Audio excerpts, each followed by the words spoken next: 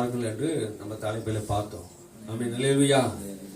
அப்போ பரம அழைப்பின் பங்குள்ள ஒரு பாத்திரமாக ஆண்டவர் நம்ம என்ன பண்ணியிருக்காரு, மாற்றி இருக்கிறார். பரம அழைப்புக்கு பங்குள்ளவர்களாக கர்த்தர் நம்மை மாற்றி இருக்கிறார்.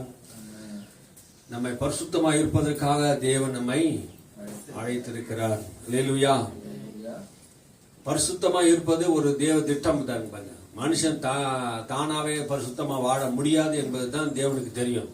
அதனால இந்த பரிசுத்த அழைப்பை கிறிஸ்து மூலமாக பரலோகத்தின் பிதா இந்த சிலுவை மூலமாக நமக்கு ஒரு பரிசுத்த பங்கை நமக்கு கொடுத்திருக்கிறார். ஆமென். அல்லேலூயா. அந்த பரலோகத்துக்கு போனோம்னா பரம அழைப்பு நமக்கு வந்திருக்கிறது. பரலோகத்திலிருந்து ஒருவர் வந்திருக்கிறார். அந்த பரிசுத்த இயேசுவை நோக்கி யாரெல்லாம் பார்க்கிறார்களோ அவங்களுடைய வாழ்க்கை நிச்சயம் வெக்கப்பட்டு போகாது. ஆமென். சங்கீதக்காரன் சொன்னது போல அவர்கள் எல்லாரும் வெக்கப்பட்டார். விக்கிரகங்களை வணங்கினவர்கள், சொர்க்கங்களை வணங்கினவர்கள் எல்லாரும் வெக்கப்பட்டார்கள். நான் கர்த்தரை நோக்கி பார்க்கிற நீ முகங்கள் பிரகாசிக்கும். அல்லேலூயா. சிலுவையில் அறையப்பட்ட இயேசுவை நோக்கி பாருங்க. அல்லேலூயா. யாரை நோக்கி பார்க்கணும்? இயேசுவை நோக்கி பாருங்க. கிறிஸ்து நமக்கு பரலோகத்திலிருந்து வந்திருக்கிறான். அவரை நோக்கி பார்க்கும்போது நிச்சயம் நம்ம பரலோகத்துக்கு போவதற்கு அவரே கிருபையும் நன்மையும் நமக்கு தருகிறார். பரலோகத்திலிருந்து வந்தவர் தான் பரலோகத்துக்கு ஏறி போயிருக்கிறார். அங்கிருந்து வந்தவர் தான் அந்த அழைப்பை நமக்கு கொடுத்திருக்கிறார். அவர் ரத்தத்தினாலே ஒரு மீட்பை உண்டாக்கி பரிசுத்த அழைப்பை நமக்கு கொடுத்திருக்கிறார். பரிசுத்தம் இல்லாம எவனும் அங்க போக முடியாது. எந்த மனுஷனும் பரிசுத்தம் இல்லாம அங்க போக முடியாது. அந்த பரிசுத்தத்தையும் நீதியும் நமக்கு தேவன் பாவ மன்னிப்பை மீட்பையும் சிலுவை மூலமாக அவர் விசுவாசத்தின் மூலமா நமக்கு கொடுத்திருக்கிறார். நாம் இயேசுவை நாம் கவனித்து பார்க்கணும். அவரே நமக்கு ரட்சிப்பாய் இருக்கிறார். பூமி கடையாந்தரங்கள் உள்ளவர்கள் எல்லாரும் என்ன பண்ணுங்க, என்னை நோக்கி பாருங்கள், அப்போது ரட்சிக்கப்படுவீர்கள். நானே தேவன் என்று அறிவீர்கள், வேறு ஒருவர் இல்லை என்பதை அறிந்து கொள்வீர்கள். அல்லேலூயா. அவர்தான் தேவன் என்பதை நம்ம அறிந்து கொள்ளணும். ஆமென். கிறிஸ்துவை நோக்கி பாருங்க அப்படின்னு ஒரு வாட்டி நம்ம அந்த தலைப்பில பார்த்தோம். இன்னைக்கு இயேசுவை நோக்கி பாருங்க. ஆமென். இயேசுவை நோக்கி பார்த்தா என்ன தெரியும்? ஆமென். இயேசுவை நோக்கி பார்த்தவங்க எல்லாருடைய வாழ்க்கையும் வியாதியா இருந்தவங்க சுகமடைந்தாங்க. ஆமென். கஷ்டத்தோடு துன்பத்தோடு வந்தவங்க சரீரத்திலையும் ஆவியிலும் ஆத்மாவிலும் பலனடைந்தாங்க. யாரெல்லாம் இயேசுவை நோக்கி பார்த்தாங்களோ அவங்க ஒரு நாள் இடரல. அப்ப இயேசுவை நோக்கி பார்க்கும்போது நம்முடைய வாழ்க்கை எப்படி இருக்கும்னா அவரை போல மாறிடும். அல்லேலூயா. நமக்கு மாதிரி யாரு? முன்மாதிரி யாரு? எந்த மனுஷனும் நமக்கு முன்மாதிரியாகவோ எந்த பரிசுத்தவான்களும் நமக்கு முன்மாதிரியாக இருக்க முடியாது. இயேசுதான் நமக்கு முன்மாதிரியாக பிதா வைத்திருக்கிறார். அல்லேலூயா. சபை நம்ம புரிந்து கொள்ளணும். நாம் கிறிஸ்துவை பின்பற்றக்கூடியவரா இருக்கணும். இயேசுவை பின்பற்றக்கூடிய ஒரு கூட்டம் தான் நம்ம. ஆமென். அல்லேலூயா. இப்போ என்ன பின்பற்றுங்க யாராவது சொல்ல முடியுமா? என்ன பவுல் சொன்னாரு, நான் கிறிஸ்துவை பின்பற்றுறது போல என்ன பின்பற்றுங்கன்னு சொன்னாரு. அல்லேலூயா. நம்ம அப்படி சொல்ல முடியாது. ஆமென். நம்ம அப்படி செய்கிறவும் கிடையாது. கிறிஸ்துவை நாம் பின்பற்றணும். நான் உங்களுக்கு காட்டி கொடுக்கிறது யாருன்னா இயேசுவை பின்பற்றுங்கள். ஆமென். அல்லேலூயா. சபைக்கு போதிக்கிறதுனா இயேசுவை பின்பற்றுங்க. இயேசுவை பாருங்க. எந்த மனுஷனையும் பார்க்காதீங்க. எல்லா மனுஷனும் பொய்யனும் மாயக்காரனா இருக்கிறான். எல்லாருடைய மனுஷனுடைய அன்பு மாறி போயிடும். ஆனா கிறிஸ்துவின் அன்பு ஒரு நாளும் மாறாததா இருக்கிறது. அவர் நேற்றும் என்றும் என்றும் மாறாதவரா இருக்கிறார். அவர் வார்த்தையும் மாற மாட்டார், அவரும் மாற மாட்டார், சொன்னதையும் மாத்திக்க மாட்டார். ஆமென். அவர் உண்மை உள்ளவரா இருக்கிறார். கிறிஸ்துவை நம்புகும் போது நம்முடைய வாழ்க்கையிலே அவரை கவனிச்சு பார்க்கும் போது நம்முடைய வாழ்க்கை பிரகாசம் அடையும். அல்லேலூயா. அன்னைக்கு யூதர்கள் எல்லாரும் மோசேயை ஆபிரகாமையே நோக்கி பார்த்தாங்க. இஸ்ரவேல் கோத்திரத்தார் எல்லாரும் அவங்களையே பார்த்தாங்க. பாருங்க, ஆபிரகாமை நடத்தின தேவனை பார்க்கல, மோசேயை நடத்தின தேவனை பார்க்கல. ஆபிரகாமை பெரிய ஆளா பார்த்துட்டாங்க, மோசேயை பெரிய ஆளா பார்த்துட்டாங்க. அதனாலதான் அவங்க இடர்னாங்க. பாருங்க, ஆபிரகாமின் தேவன், ஈசாக்கின் தேவன், மோசேயின் தேவன் தான் இருந்தாங்க அவங்களுக்கு. அவங்க ஜெபம் பண்ணும் போதும் அப்படிதான் ஜெபம் பண்ணாங்க. நம்முடைய தேவன் நம்முடைய தேவனாக பார்க்கணும். அல்லேலூயா. அவர்களுக்கு அவர் தேவன் தான், நமக்கும் அவர் தேவன் தான். ஆனா நமக்கு இருக்கிற உரிமை அவங்களுக்கு இல்ல. ஆமென். அவங்க ஆட்டுக்குட்டி ரத்தத்தினால் மீட்கப்பட்டாங்க. நாம் இயேசு கிறிஸ்து ரத்தத்தினால் மீட்கப்பட்டு இருக்கிறோம். அல்லேலூயா. அவங்களுக்கு நம்மளுக்கு வித்தியாசம் நிறைய இருக்குது. பாருங்க, அன்னைக்கு வரும் ஆட்டுக்குட்டி அதோடைய விலை கம்மியா. இன்னைக்கு ரேட்டுனா ஒரு ஆடு 8000 10,000 அதோட முடிஞ்சிச்சு. ஆனா நம்முடைய ஆட்டுக்குட்டி ரத்தம் வெளியேறு பெற்றது. எந்த விலையும் கொடுக்க முடியாது. இந்த உலகத்துல ஈடு இணை இல்லாத பெரிய ரத்தம் நமக்காக சிந்தப்பட்டு இருக்கிறது. அந்த ஆட்டுக்குட்டி ரத்தத்தை, இயேசு கிறிஸ்து ரத்தத்தை நோக்கி நாம் பார்க்கும்போது, அவரை நோக்கி பார்க்கும்போது, அவர் தழும்புகளை நோக்கி பார்க்கும்போது, அவர் தலைமுடியை நோக்கி பார்க்கும்போது, அவர் தலையை நோக்கி பார்க்கும்போது நமக்கு சாபங்கள்லாம் மாறும். அல்லேலூயா. அவர் காயங்களை நோக்கி பார்க்கும்போது நாம் சுகம் அடைகிறோம். ஆமே. அவர் முள்முடியை பார்க்கும்போது நம்முடைய வாழ்க்கையில் இருக்க சாபங்கள் தரித்திரங்கள் மாறுகிறது. ஆமே. அவர் முகத்தை நாம் பார்க்கும்போது நம்முடைய வாழ்க்கை வெக்கப்பட்டிருந்த முகங்கள் பிரகாசம் அடைகிறது. ஆமே. அப்போ கிறிஸ்துவை நோக்கி நாம் என்ன பண்ணணும்? பார்க்கக்கூடியவராக இருக்கணும். அவருடைய வாழ்க்கை முறையை பார்க்கணும். அவர் எப்படி இருந்தார், அவர் எப்படியாப்பட்ட வாழ்க்கை வாழ்ந்தார் என்பதுதான் நம்ம நோக்கி பார்க்கணும். இந்த பூமியில அவர் வாழும்போது இரக்கமுள்ளவராக, அன்புள்ளவராக, நேசிக்கிறவராக, மன்னிக்கிறவராக, உருக்கம் உள்ளவராக, தயவுள்ளவராக எப்படி இருந்தார்? கண்டிப்புள்ளவராக இருந்தார். பக்தி வைராக்கியம் உள்ளவராக இருந்தார். வேத வசனத்தை அதிகாரத்தோடு பேசக்கூடியவராக இருந்தார். சுகமாக்குறவராக இருந்தார். மனதுருக்கம் உள்ளவராக இருந்தார். எவ்வளவு வார்த்தைகள் அவனை பற்றி சொல்லலாம். மனத்தாழ்மையா இருந்தார். தேவகுமாரனாகிய இயேசு மனத்தாழ்மை உள்ளவராக இருந்தார். ஆமே. சீஷருடைய கால்களை கழுவினார். அவரை நோக்கி பார்க்கணும். பாருங்க, நம்ம யாரை நோக்கி பார்க்கணும்? இயேசுவை நோக்கி பார்க்கணும். அவருக்குள்ள இருந்த மனத்தாழ்மை, அவருக்குள்ள இருந்த அன்பு, மாறாத அன்பா இருந்தது. பாருங்க, அவர் வைத்த அன்பு, சீஷர் மேல் வைத்த அன்பு முடிவருந்தும் அந்த அன்பில ஒரு நாளும் அவர் மாறலையா. ஆமென். அல்லேலூயா. யூதாஸ் காட்டி கொடுத்த போது அவருடைய அன்பு மாறல. ஆமென். பேதுரு மறுதலித்த போது அவர் அன்பு மாறல. அல்லேலூயா. எந்த சூழ்நிலையும் மாறாதவர் தான் நம்முடைய தேவன். அல்லேலூயா. பாவிகளா இருக்கையில் நம்ம மேல் அன்பு கொண்டவர் இப்போது நம்ம மேல் அன்பு கூறுகிறார். ஏதோ ஒரு பலவீனத்துல உன்னை தள்ளிவிட்டு போகிற தேவன் அல்ல. அன்பு கொண்டவர் முழுவதும் அன்பு கூறுவார். ஆமென். அல்லேலூயா. உன்னிடத்து அன்பு கொண்டவர் சாதாரண ஆள் இல்லைங்க. அன்பையை உருவாக்கினவர், அன்பையை படைத்தவர், அன்பையை இந்த உலகத்துக்கு கொண்டு வந்தவர். நம்முடைய தேவன் அன்பாக இருக்கிறார். அல்லேலூயா. அன்பை போதித்தவர், அன்பின்படி வாழ்ந்தவர், அன்பை பிரசங்கித்தவர். அல்லேலூயா. அன்பில்லாத உலகத்திலே அன்பு என்னதென்று தம்முடைய குமாரனை கொடுத்து அன்பு கூர்ந்து இந்த உலகத்திலே அன்பு என்னதென்று அவர் விலக பண்ணினாராம். அல்லேலூயா. இந்த உலகத்தை அன்பே ஒண்ணு இல்லைங்க.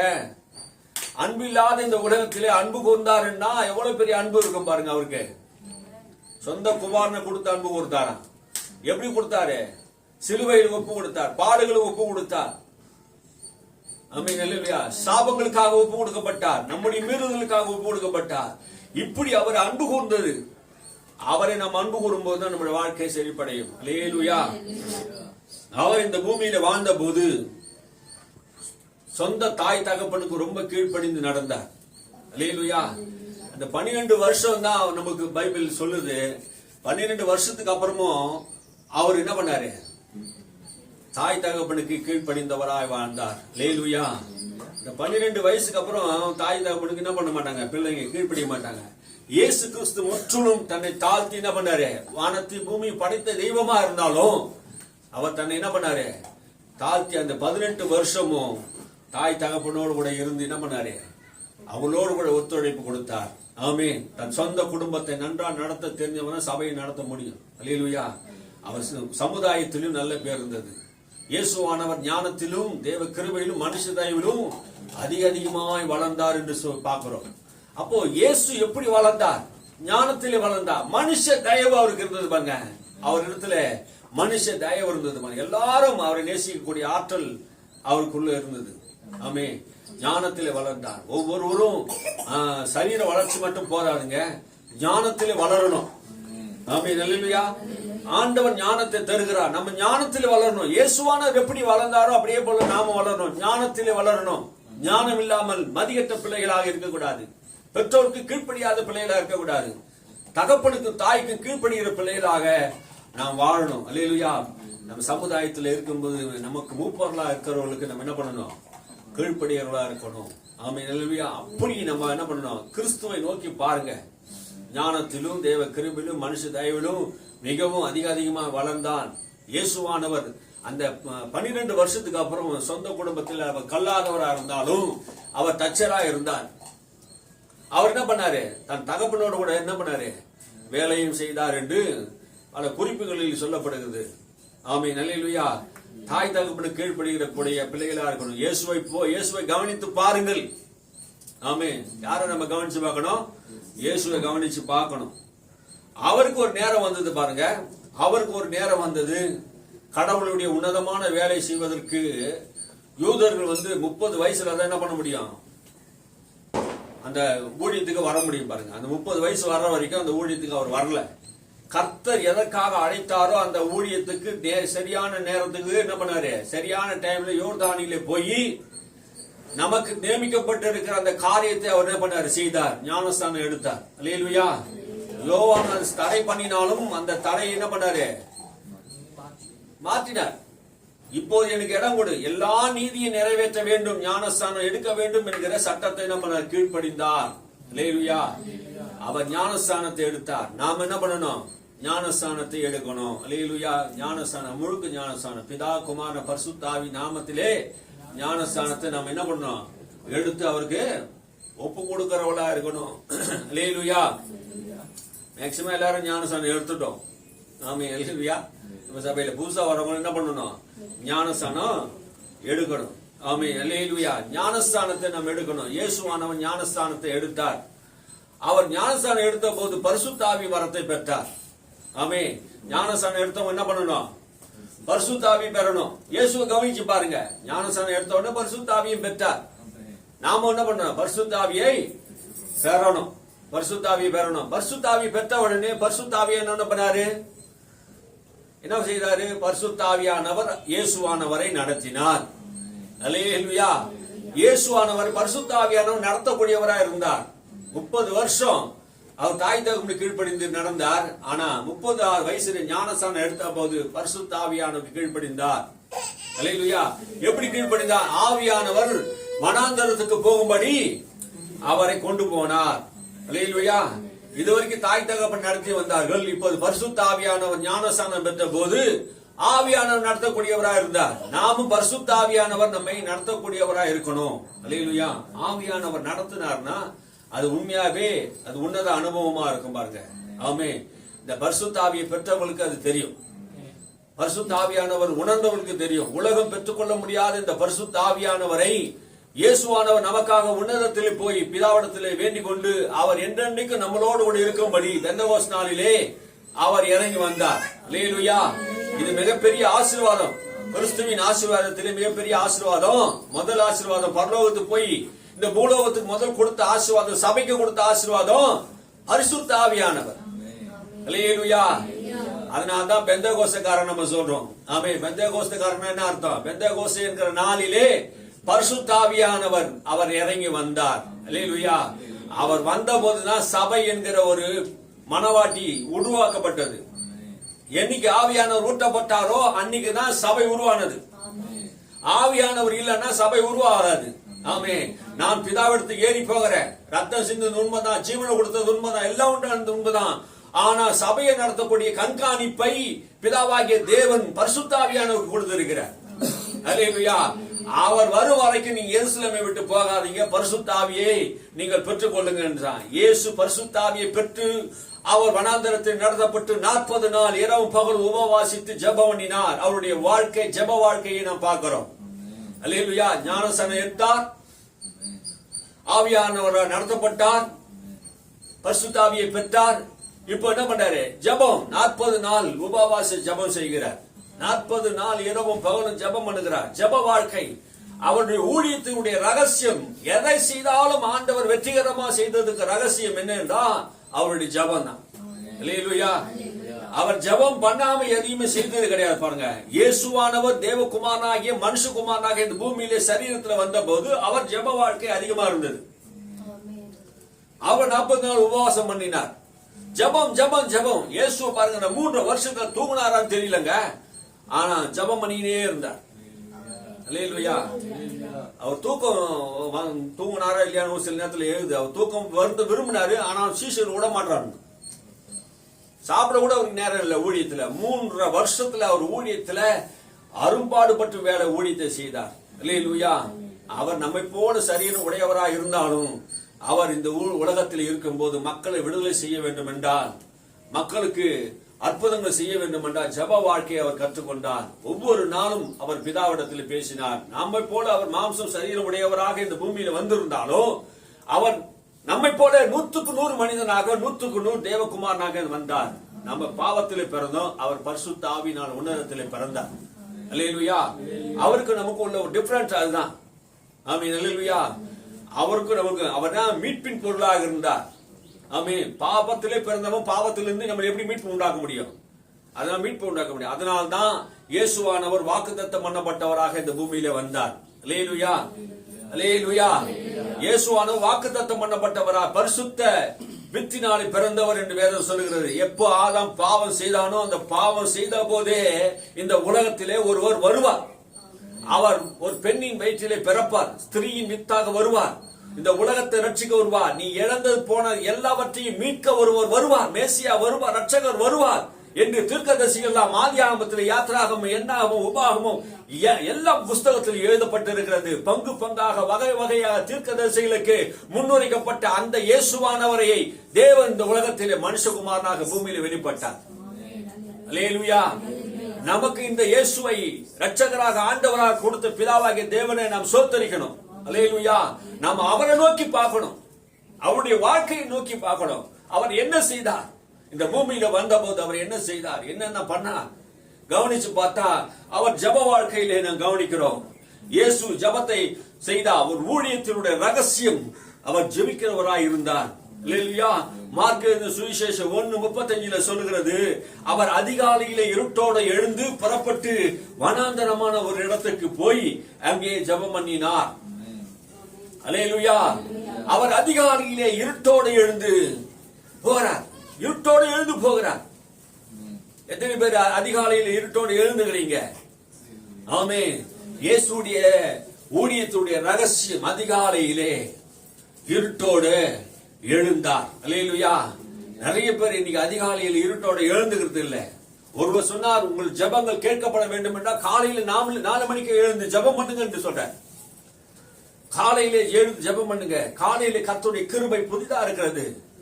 ஆமே. பாருங்க, நம்ம தூங்குற நேரம் எது? அதிகாலை நேரம் தான் நல்லா தூக்கம் வர நேரம். ஆனா அதிகாலையில எந்த சத்தமும் கேட்காத ஒரு நேரத்தை நம்ம ஆண்டவரை நோக்கி பார்க்கும்போது, உன்னத தேவனை நோக்கி பார்க்கும்போது ஆண்டவர் நமக்கு அற்புதமான காரியங்களை செய்வார். அல்லேலூயா. அதிகாலைன்னா நமக்கு 7 மணி தான் இன்னைக்கு அதிகாலையா மாறிடுச்சு. 7 மணிக்காவது எழுந்து என்ன பண்ணுங்க? ஜெபம் பண்ணுங்க தான் சொல்றோம். ஆமே. அல்லேலூயா. ஜெபம் பண்ணுங்க. இயேசுவானவர் அந்த 3 வருஷம் ஊழியத்துல காலையில எழுந்த உடனே ஜெபம். எதற்காக?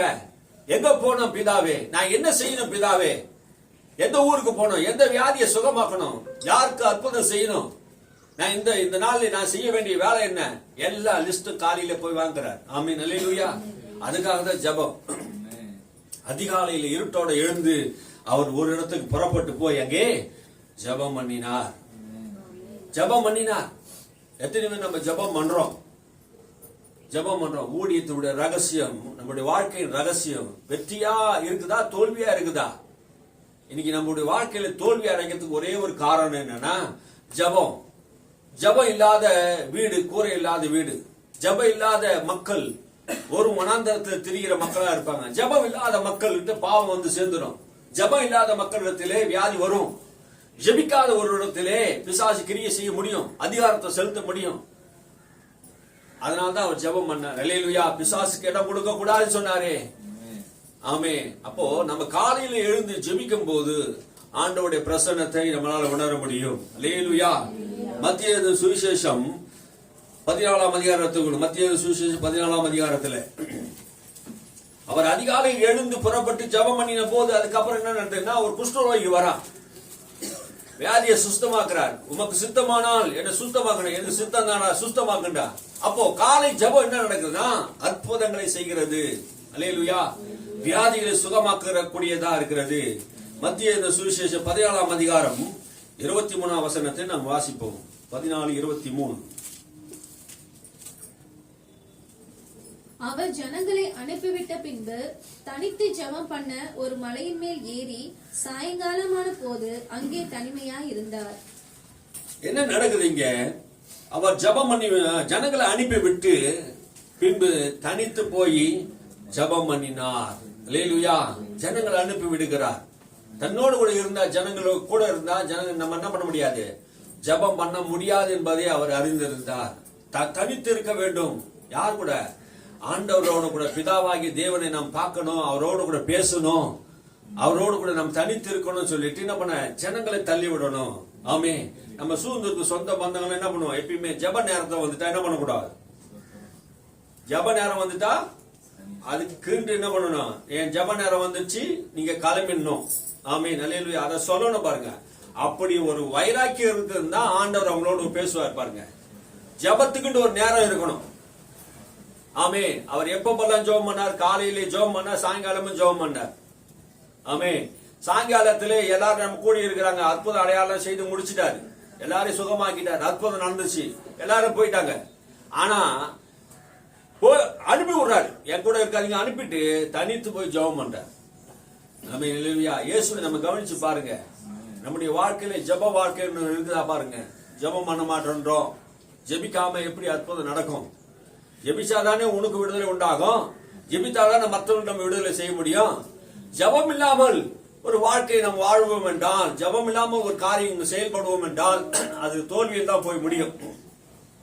ஜெபம் அவசியம் பாருங்க.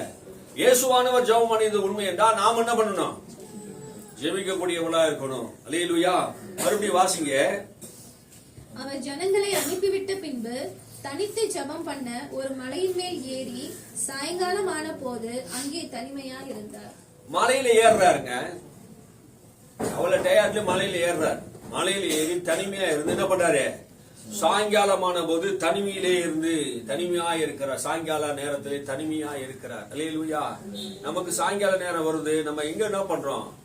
தனிமையா இல்ல, செல்போனோட தான் இருக்கிறோம். தனிமையா என்ன பண்ற இல்ல. அப்போ வேத வசனத்தை நான் வாசிக்கிற நாம ஜெபிக்கக்கூடியவர்களா இருக்கணும். உங்க வாழ்க்கையில தனிப்பட்ட முறையிலே ஜெபம் பண்ணீங்க. வாலிப பிள்ளைகளே, உங்க வாழ்க்கையில ஜெப வாழ்க்கை இருக்குதா? நீங்க ஜெபிக்கணும்னு ஆண்டவர் சொல்றாரு. நீங்க ஜெபம் பண்றீங்களா? நீ எத்தனை வருஷம் ஆச்சு ஜெபம் பண்ணி? எவ்வளவு நாள் ஆச்சு முழங்கால் படிக்கிட்டு நீ ஜெபம் பண்ணி ஆண்டவர்கிட்ட ஜெபம் பண்றியா? கவனிச்சு பாருங்க. உங்களை நீங்களே யோசிச்சு பாருங்க. ஜெப வாழ்க்கை இருக்குதா உங்ககிட்ட? அப்ப ஜெபம் பண்ணணும். ஆண்டவர் உங்களுக்கு சொல்றது என்ன? நீங்க தலைப்பு இயேசுவை கவனித்து பாருன்னா, இயேசு ஜெபம் பண்ணா நம்ம என்ன பண்ணணும்? தனித்திருந்து ஜெபம் பண்ணணும். கிறிஸ்துவை நோக்கி பாருங்க. ஜெபம் பண்ற வாழ்க்கை அவர் இயேசு என்ன பண்ணாரு? ஜெபம் பண்ணினார். பாசிங்க. சாயங்காலமான போது அவர் தனிமையிலே இருந்தார்.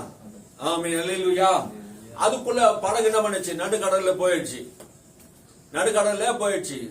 அப்போ அவர் ஜெபம் பண்ணின போது அவர் என்ன பண்ணார்? அடுத்தது கடல் மேல் நடந்தார். அல்லேலூயா. எத்தனை பேர் கடல் மேல நடக்கணும் ஆசை? எங்க கடல் மேல நடக்கணும் எத்தனை பேருங்க ஆசை? அல்லேலூயா. நம்முடைய வாழ்க்கையில் எத்தனையோ கடல் வருதுங்க. அந்த கடல் மேல நம்ம நடக்கணும்னா ஜெபம் வேணும்ன்ற. கடல் மேல நடக்கணும், நம்ம கடல்ல போய் இறங்கி நடக்க சொல்லல. அல்லேலூயா. கடல்ல போய் நீ நடந்துட்டா நம்ம மூழ்கிடுவேன். ஆமீன். எத்தனையோ நம்முடைய வாழ்க்கையில மூழ்கக்கூடிய அளவுக்கு கடல் என்கிற கடல்ல மூழ்கிட்டோம். எந்த கடல்ல வேணா மூழ்கிட்டா, கடல்லே போய் விழுந்தா தூக்கிறதுக்கு ஆள் இருக்குது. கடல்ல போய் மூழ்கிட்டா தூக்க மாட்டாங்க. ஏன்னா அந்த கடல்ல இவன் மாட்டிக்குவான்னு சொல்லிட்டு. கடல். ஆமீன் அல்லேலூயா. அப்போ நம்ம கடல் மேல இயேசு நடந்து போனார். ஆமீன். அங்க பேதுரு என்ன பண்ணா? வரவரை பார்த்து, வரவர் நீதானா? வேற ஒருத்தரா? நான் தானாப்பா அப்படின்னாரு. அப்படின்னா நானும் நடந்து வரணும். ஆமீன் அல்லேலூயா. அவர் கடல் மேல் நடந்தார். அல்லேலூயா. கடல் மேல் நடந்தார். நம்ம கடல் மேல நடக்கணும். ஆமீன். இயேசுவை பார்த்த வரைக்கும் பேதுருடைய வாழ்க்கை என்ன பண்ணுது?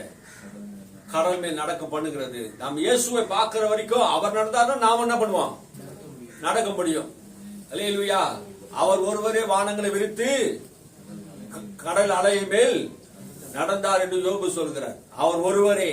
ஆமா, அவர் ஒருவரே வானங்களை விரித்து கடல் மேல் நடந்தார். இயேசு கடல் மேல் நடக்கிறார். நாம என்ன பண்ணணும்? இயேசுவை நோக்கி கவனித்து பார்த்த பேதுருக்கு 11 பேருக்கிட்ட ஆசை வரல. ஆனா பேதுருக்கு ஒரு ஆசை வந்துச்சு. இயேசு நடக்கிறாருன்னு நானும் நடக்கணும். அல்லேலூயா. அப்ப இயேசுவை கவனித்து பார்க்கும் போது வான்னார். அவனு என்ன பண்ணான்? எழுந்து நடந்தான் தான் போடுது. ஆமே, அவன் நடந்தது உண்மைதான். ஆனா இயேசுவை பார்க்கிற வரைக்கும் அவன் நடந்தான். அதுக்கப்புறம் என்ன நடந்தது?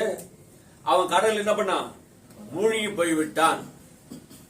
அப்போ காற்றையும் கடலையும் பார்க்கும்போது, பிரச்சனைகளையும் போராட்டங்களையும் பார்க்கும்போது, இயேசுவை பார்க்கிற வரையும் உன்னால எல்லாவற்றையும் செய்ய முடிஞ்சது. ஆனா இயேசு இல்ல, பிரச்சனைகளை பார்க்கும்போது, உன் சூழ்நிலையை பார்க்கும்போது உன்னால நடக்க முடியல. அப்போ ஜெப வாழ்க்கை எவ்வளவு முக்கியமா இருக்குது பாருங்க. இயேசு எல்லாரையும் தூக்கி எடுக்கக்கூடியவரா இருந்தார். பேதுரு மூழ்கி போனவனை என்ன பண்றார்? தூக்குகிறார். அமிழ்ந்து போனவனை தூக்குறார், ரட்சிக்கிறார். அல்லேலூயா. உன்னை என்னை ஆண்டவர் ரட்சிக்கக்கூடியவராக இருக்கா. இயேசு ஜப வாழ்க்கையில அதிகமா இருந்தார். மாலையிலே ஜபம் பண்ணினார்.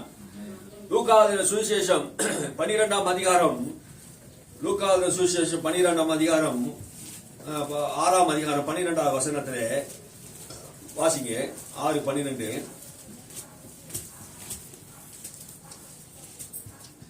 அந்நாட்களில் அவர் ஜபம் பண்ணும்படி ஒரு மலையிலே ஏறி ராம் முழுவதும் தேவனை நோக்கி ஜபம் பண்ணி கொண்டே இருந்தார்.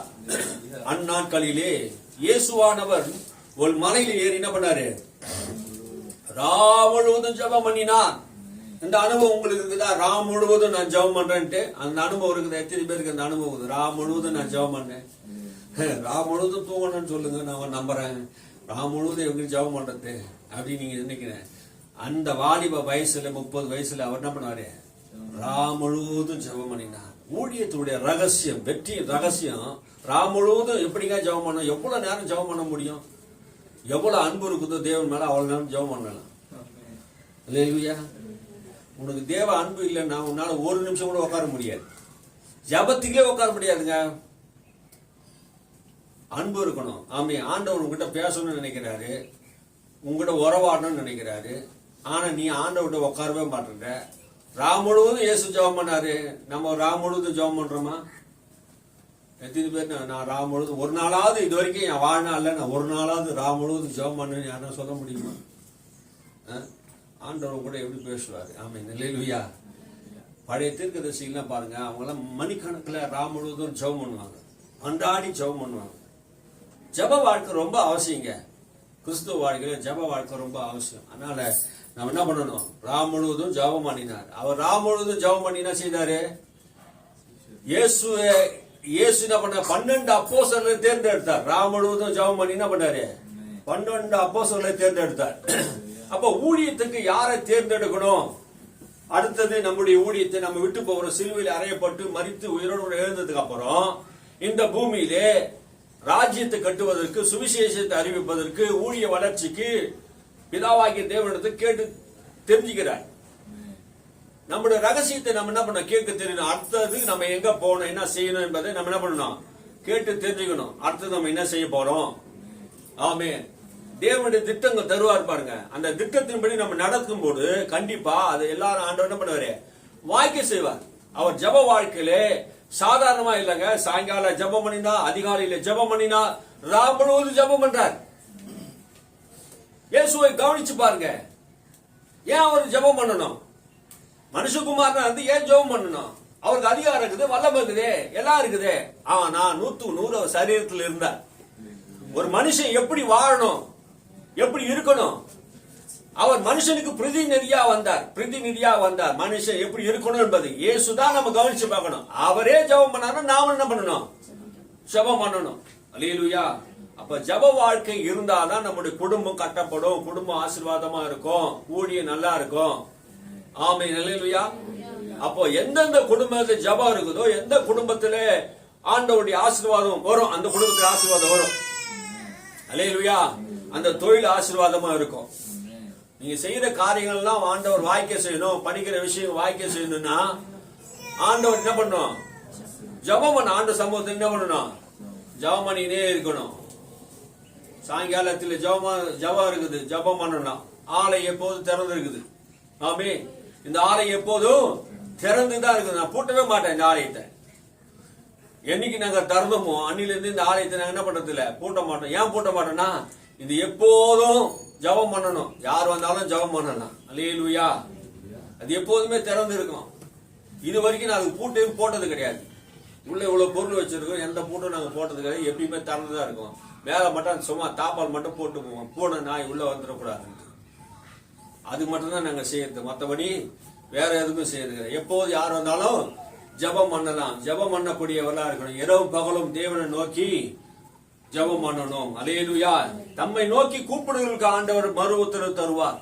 நீங்க ஆண்டவர் நோக்கி ஜபம் பண்ணும் போது ஆண்டவர் அற்புதங்களை செய்யக்கூடியவரா இருக்கிறார். அல்லேலூயா.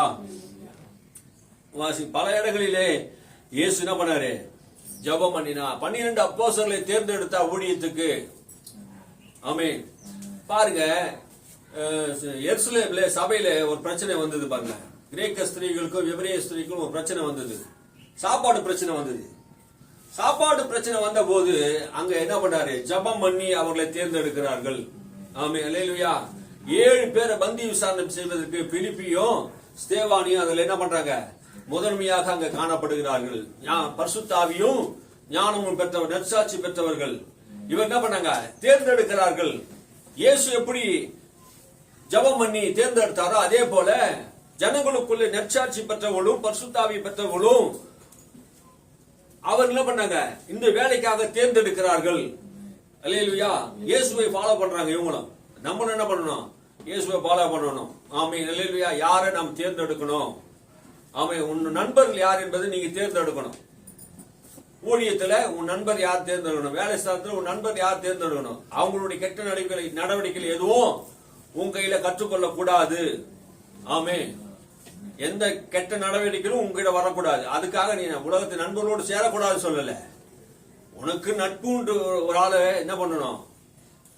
அவங்க கிட்ட டிஸ்கஸ் பண்ணணும். அவங்க ஆவிக்குரியவங்களா, நீ யாரு கூட பழகுற? ரட்சிக்கப்பட்டவங்களா? ரட்சிக்கப்படாத ஒரு ஆளு கூட நீ பழகும் போது என்ன நடக்குதுன்னா, நீ அவங்களுடைய தன்மையை கற்றுக்கொள்ள கூடாது. நீங்க அவங்க பழக்கத்தை கற்றுக்கொள்ள கூடாது. உங்க பழக்கத்தை அவங்க கற்றுக்கொள்ளணும். அவர்கள் ஆலயத்துக்கு கொண்டு வரணும்.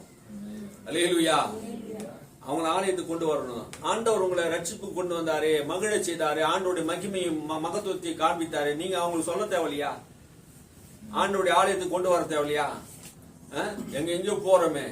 அப்போ அவங்கள ஒரு நாள் என்ன பண்ணணும்? ஆலயத்துக்கு கொண்டு வரணும். அல்லேலூயா. நாம ஜெபம் பண்ணும்போது ஆண்டவர் பெரிய காரியங்களா செய்யறாரு பாருங்க.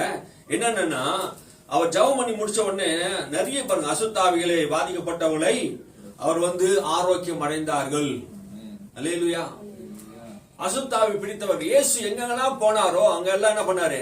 அசுத்தாவி பிடித்தவர்களை ஆரோக்கியம் அடைய செய்தார். அவர் தொட்ட யாவரும் குணமானார்கள். இயேசு தொட்டாங்க. இயேசுவால முடியல, அவ்வளவு ஊழியத்தை செய்ய முடியல. அவ்வளவு பேர் வியாதி பலவீனத்தோடு இருக்கிறாங்க. அவர் ஏன் ஜெபம் பண்ணார் நினைக்கிறீங்க? வல்லமைக்காக, அற்புதங்களுக்காக, ஜனங்களுடைய விடுதலைக்காக. அவர் தான் மீட்பர், அவர் தான் ரட்சகர்.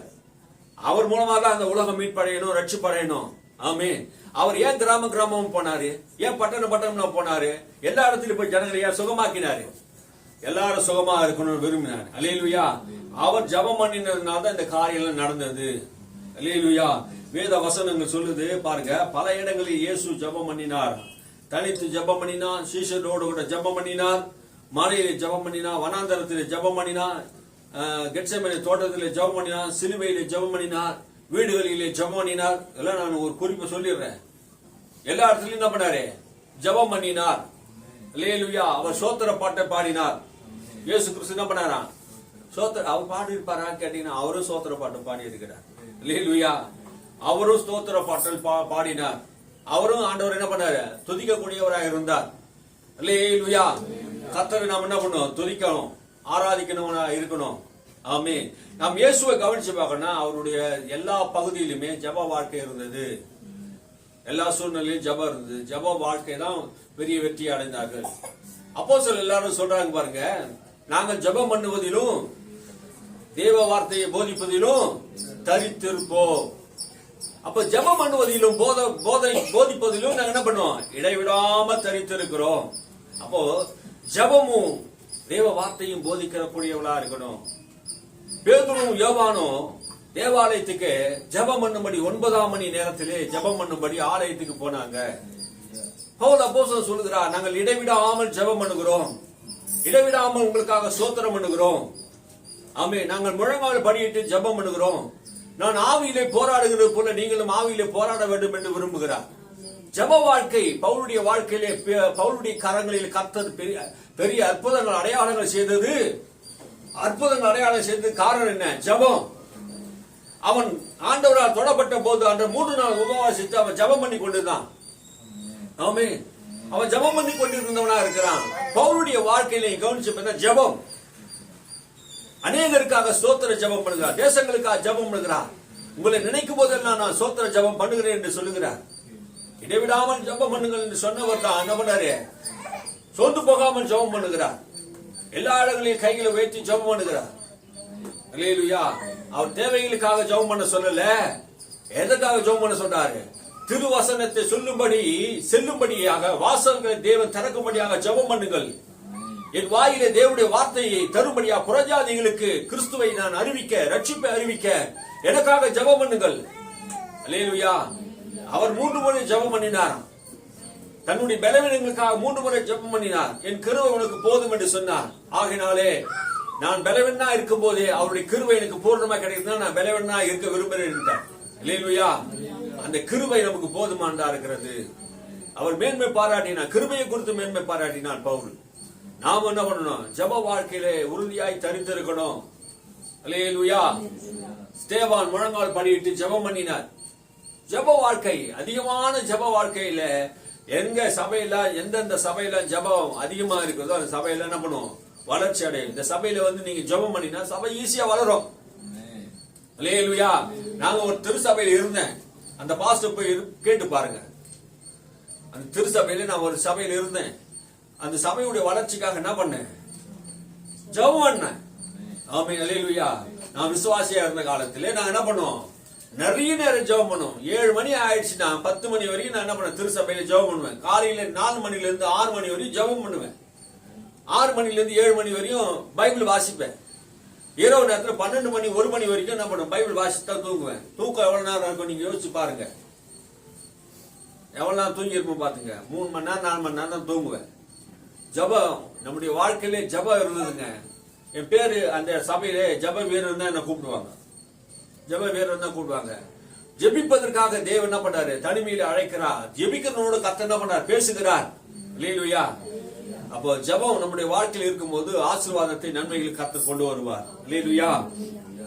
அபிஷேகம் நிறைந்த வாழ்க்கை நமக்கு வேணும். ஜெபம் நிறைந்த வாழ்க்கை மத்த போதாது, அபிஷேகம் நிறைந்த வாழ்க்கை வேணும். லூக்கா 4ஆம் அதிகாரத்துல 4ஆம் அதிகாரத்தை 1ஆம் வசனத்தை பாருங்க. இயேசு பரிசுத்தாவியில் நிறைந்தவராய் யோர்தானை விட்டு திரும்பி ஆவியானவரால் வனாந்தரத்துக்கு கொண்டு போகப்பட்டார். ஆவியினால் நிறைந்து. அல்லேலூயா. ஒரு ஆவியில் நிறைந்த ஒரு அனுபவம் நமக்கு வேணும் பாருங்க. ஆமென். ஆவியில நிறையக்கூடிய அனுபவம் நமக்கு எத்தனை பேர் இருக்குது? பரிசுத்த ஆவியில நிறைவு. ஆமென். நம்ம ஆவியானவரை பெற்று இருக்கிற நாம ஆவி நிறைவு அனுதினமும் என்ன பண்ணணும்? ஆவி நிறைவு நமக்கு தேவை பாருங்க. அல்லேலூயா. அந்த அபிஷேகம் நமக்குள்ளே வேலை செய்ய வேண்டும். ஒவ்வொரு நாளும் நம்ம கடந்து போவதற்கு அபிஷேகம் நமக்கு தேவை. ஆவி நிறைவு. இயேசுவானவருக்கு அளவில்லாம தமது ஆவி என்ன பண்ணாரா? பிதாவானவர் கொடுத்திருந்தார். ஆவியானவரை கொடுத்திருந்தார். அளவில்லாமல் ஆவியை பெற்றார். தேவனால் அனுப்பப்பட்ட தேவனுடைய வார்த்தை என்ன பண்ணார்? அளவில்லாமல் பேசினார். ஆமே. அப்போ இந்த ஆவியின் நிறைவினாலே நாம் பேசும்போதுதான் பெரிய அற்புதங்கள் நடக்குது. இந்த பரிசுத்த ஆவியை பெற்ற போதுதான் பேருடைய வாழ்க்கையில கவனிச்சு பாருங்க. ஒரே நாள்ல ஒரே பிரசங்கத்துல 3000 பேர் ரட்சிக்கப்படுறாங்க. ஒரே நாள்ல ஒரே பிரசங்கத்துல 3000 பேர் ரட்சிப்பு உண்டாக்குதுன்னா சாதாரண விஷயம் இல்ல. அது ஒரு ஆவியின் நிறைவு. அல்லேலூயா. எங்கெல்லாம் ஆவி நிறைவு இருக்குதோ அங்கெல்லாம் ரட்சிப்பு தானா வருகிறது. அல்லேலூயா. பாருங்க, பாலியங்க திருச்சபையில கிட்டத்தட்ட லட்சக்கணக்கான மக்கள், 7-8 லட்சம் மக்கள் அன்னைக்கு ரட்சிக்கப்பட்டு, தேசமே ரட்சிக்கப்பட்டு அந்த சபை பாராளுமன்றத்துக்கு எதிரில் இருக்குது பாருங்க. பாராளுமன்றம் அடையாளம் கிடையாது, பாலியங்க சபை தான் அடையாளமா இருக்குது அந்த தேசத்துல, தென்கொரியாவில. அவ்வளவு பெரிய திருச்சபை கட்டி ஆண்டவர் என்ன பண்ணாரு? அந்த இடத்துல என்ன செய்தாங்கன்னா ஜபம், இரவும் பகலும் அங்க ஜபம் நடந்தது. ஜபம் ஜபம் ஜபம் ஜபம் ஜபம். நாம ஜபம் பண்ணா கண்டிப்பா என்ன பண்ணுவாரு? ஆண்டவர் பெரிய காரியங்கள் எல்லாம் செய்வார். அல்லேலூயா. 14ஆம் வசனத்தை வாசிக்கும் போது, பின்பு அவர் ஆவியானுடைய பலத்தினாலே கலிலேயாவுக்கு திரும்பி போனார். எப்படி திரும்பி போனாரு? ஆவியானுடைய பலத்தினாலே. நாம் எந்த பலத்திலே திரும்பி போகிறோம்? எங்க இருந்து வந்தாரோ அங்க சும்மா போல 40 நாள் உபவாசம் பண்ணிட்டு பரிசுத்த ஆவி நிறைவினாலே கலிலேயாவுக்கு திரும்பி போறார். எதுக்காக திரும்புறார்? ஊழியத்துக்கு போறார். அல்லேலூயா. ஆவியானுடைய நிறைவு, ஆவியானுடைய பலத்தினாலே, பரிசுத்த ஆவியானுடைய வல்லமையினாலே அவர் புறப்பட்டு போகிறார். ஒரு ஊழியம் அப்படிதான் இருக்கணும். ஆவி நிறைவு. அல்லேலூயா. பரிசுத்த ஆவியினால் நிறைந்தார்கள். எந்த இடத்துல பரிசுத்த ஆவியானவருடைய வல்லமையினால் நிறையப்படுகிறார்களோ அங்கெல்லாம் 3000 பேர், 5000 பேர், 7000 பேர் திரளான கூட்டங்கள் ரட்சிக்கப்பட்டுனே இருக்குது. ஆவியானுடைய நிறைவு தான். அல்லேலூயா. அப்போ பரிசுத்த ஆவியானவருடைய நிறைவு வரும்போதுதான் ஜனங்கள் என்ன பண்ணுவாங்க? விடுதலை அடைவார்கள். அல்லேலூயா. இன்னொன்னு சொல்றாரு பாருங்க, 18ஆம் வசனத்துல, கர்த்தருடைய ஆவியானவர் என்மேல் என் மேல் இருக்கிறார்.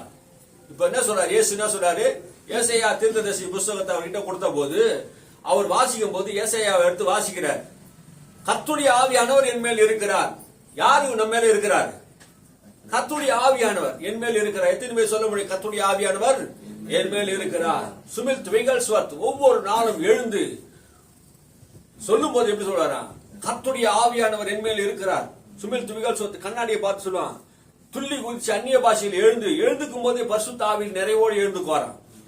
எழுந்து சுமித் கர்த்தருடைய ஆவியானவர் உன்னோட கூட இருக்கிறார் என்று சொல்லுவாராம். அல்லேலூயா.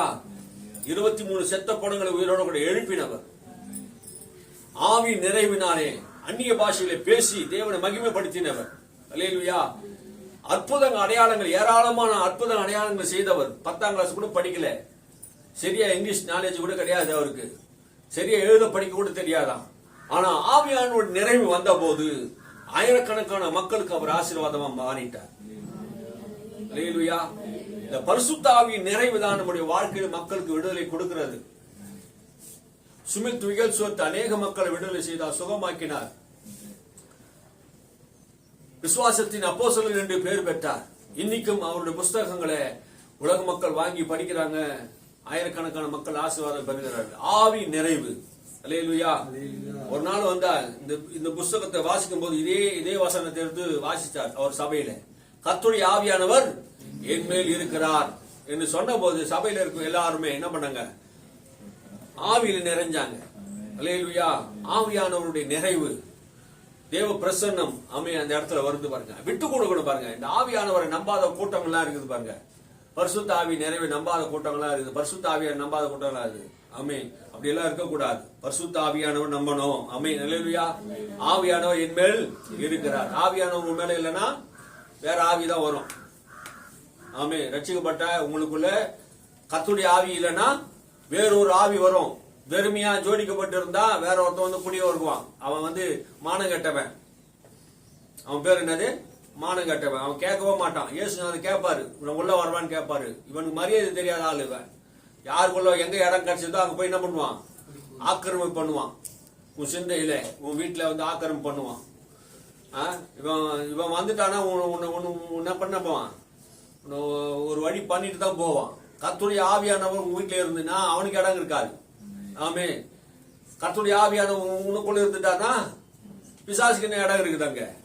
சொல்லுங்க. கர்த்தருடைய ஆவியானவர், கர்த்தருடைய ஆவியானவர், கர்த்தருடைய ஆவியானவர், கர்த்தருடைய ஆவியானவர்.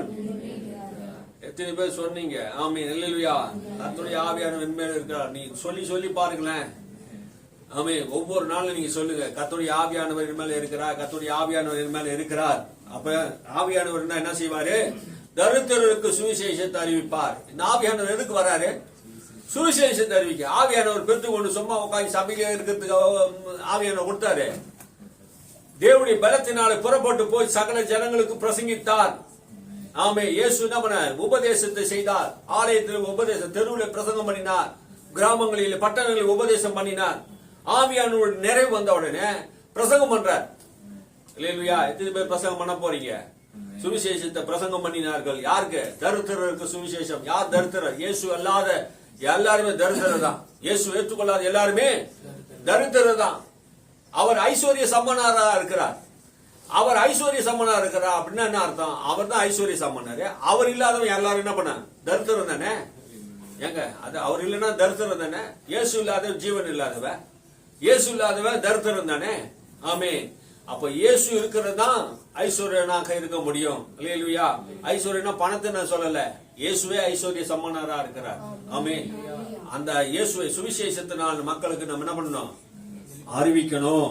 கர்த்தருடைய ஆவியானவர் என் மேல் இருக்கிறார், தரித்திரருக்கு சுவிசேஷத்தை பிரசங்கிக்கும்படி என்னை அபிஷேகம் பண்ணினார். எதற்காக அபிஷேகம் பண்ணினாரு? சுவிசேஷத்தை சொல்லும்படி அபிஷேகம் பண்ணினார். எத்தனை பேர் நம்ம சுவிசேஷத்தை சொல்றோம்? உங்களை கேட்டு என்ன பிரயோஜனம்? ஊழியக்காரனே சொல்றது கிடையாது. என்னத்த சொல்றது? உலகம் ரட்சிப்படையதற்கு சுவிசேஷத்தை சொல்லியே ஆகணும். சுவிசேஷத்தை சொல்லாது இருந்தா எனக்கு ஐயோன்னு சொன்னார் பவுல். பாவிகளின் பிரதான பாவி. சுவிசேஷத்தை நான் சொல்லனா நான் ரொம்ப மோசமானவன்னு சொல்லிட்டார். அப்போ நம்ம சுவிசேஷத்தை என்ன பண்ணணும்? சொல்லணும். அபிஷேகம் பெற்றவர் நம்ம என்ன பண்ணணும்? சுவிசேஷத்தை பிரசங்கிக்கணும். ஜனங்கள் மேல் கட்டுகள் இருக்குது, வியாதி இருக்குது, அதெல்லாம் நம்ம என்ன பண்றோம்? இருதய நொறுங்குண்டவர்களை குணமாக்கவும், இருதய நொறுங்குண்டவர்களை குணமாக்கணும். வாழ்க்கையிலே பல கஷ்டங்கள், துன்பங்கள், வேதனைகள் அனுபவித்தவர்களுக்கு இந்த சுவிசேஷம் உதவி செய்யுது. கிறிஸ்துவின் சுவிசேஷம் குணமாக்கவும், சிறைப்பட்டவர்களை விடுதலை செய்யவும். பிசாசினாலே சிறைப்படுத்தப்பட்ட மக்கள்கள், பிசாசு அநேகரை கட்டி வைத்திருக்கிறான். அந்த சிறையில் இருந்து மக்களை விடுதலை செய்யணும். ஆமீன். வேதம் அதான் சொல்லுதுங்க. பிசாசான பிரபஞ்சத்தின் அதிபதியாக பிசாசானவன் அநேகருடைய இருதயத்தை என்ன கூடாக்கி வைத்திருக்கிறான், அநேகரை சிறைப்படுத்தி வைத்திருக்கிறான். அந்த சிறையிலிருந்து விடுதலை செய்வதற்கு சுவிசேஷம் நாம் அறிவிக்கணும். பரிசுத்த ஆவி பெற்ற நாம் சுவிசேஷத்தை அறிவித்தால் இருதயம் குணமாக்கப்பட்ட இருதயங்கள் என்ன பண்ண நொறுங்குண்டவர்களை குணமாக்க முடியும். அல்லேலூயா. குருடருக்கு பார்வையும் பிரசித்திப்படுத்தவும், நொறுங்குண்டவர்களை விடுதலையாக்கவும். குருடனுக்கு நம்ம கண்ணை திறக்கலாம். சுவிசேஷம் என்ன பண்ணுது? குருடர்களை கண்களை திறக்கிறது. இந்த பிசாசானவன் என்ன பண்ண எல்லாருடைய கண்களையும் குருடாக்கி வைத்திருக்கிறான். அப்ப எல்லாருடைய கண்களை நாம் திறக்கணும்னா இந்த சுவிசேஷத்தை நாம் அறிவிக்க வேண்டும். அல்லேலூயா. அப்ப கிறிஸ்துவை நாம் கவனித்து பாருங்க. எல்லா விஷயத்திலும் ஆண்டவர் என்ன பண்றாரு? சுவிசேஷத்தை அறிவிக்கிறார். ஆவியானுடைய நிறைவு வந்த உடனே அவரால் சும்மா இருக்க முடியல, ஊழியத்தை செய்தார். ஆமென். அல்லேலூயா. சரி, ஓகே, இது வரைக்கும் போதும் உங்களுக்கு. அடுத்த வாரத்துக்கு பார்த்துக்கலாம். டைம் ஆயிடுச்சு. ஆமென். அல்லேலூயா.